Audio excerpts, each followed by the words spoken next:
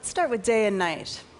Life evolved under conditions of light and darkness, light and then darkness. And so plants and animals developed their own internal clocks so that they would be ready for these changes in light.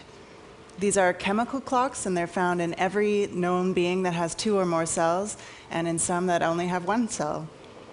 I'll give you an example. If you take a horseshoe crab off the beach and you fly it all the way across the continent and you drop it into a sloped cage, it will scramble up the floor of the cage as the tide is rising on its home shores, and it'll skitter down again right as the water is receding thousands of miles away.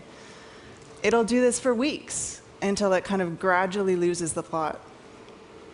And it's incredible to watch, but there's nothing psychic or paranormal going on. It's simply that these crabs have internal cycles that correspond usually with what's going on around it. So we have this ability as well, and in humans we call it the body clock. You can see this most clearly when you take away someone's watch and you shut them into a bunker deep underground for a couple of months. People actually volunteer for this, and they usually come out kind of raving about their productive time in the hole. So no matter how atypical these subjects would have to be, they all show the same thing. They get up just a little bit later every day, say 15 minutes or so, and they kind of drift all the way around the clock like this over the course of the weeks. And so in this way, we know that they're working on their own internal clocks rather than somehow sensing the day outside. So fine, we have a body clock, and it turns out that it's incredibly important in our lives. It's a huge driver for culture, and I think that it's the most underrated force on our behavior. We evolved as a species near the equator, and so we're very well equipped to deal with 12 hours of daylight and 12 hours of darkness. But of course, we've spread to every corner of the globe. And in Arctic Canada, where I live, we have perpetual daylight in summer and 24 hours of darkness in winter. So the culture, the northern Aboriginal culture, traditionally has been highly seasonal. In winter, there's a lot of sleeping going on. You enjoy your family life inside. And in summer, it's almost manic hunting and working activity, very long hours, very active.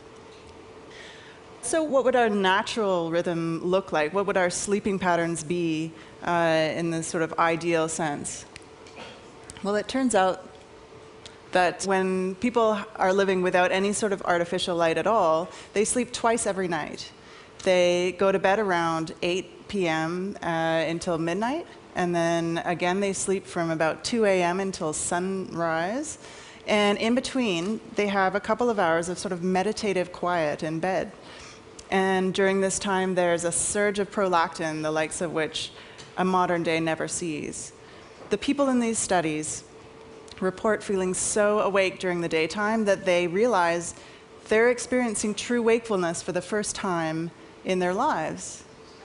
So cut to modern day, we're living in a culture of jet lag, global travel, 24-hour business, shift work, and our modern ways of doing things are, have their advantages, but I believe we should understand the costs. Thank you.